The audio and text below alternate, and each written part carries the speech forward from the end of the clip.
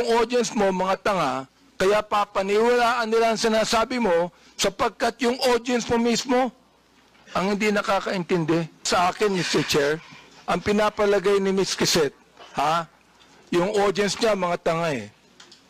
Yun ang pinapalagay mo. Hindi ang gobyerno.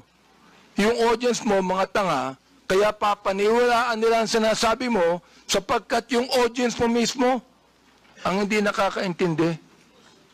That is fake news, Mr. Chair, and that is what we're investigating right now. You see? I hope that you understand that, Mr. Chair. Ms. Kiset, do you understand what I'm trying to say? A few moments later. Yeah.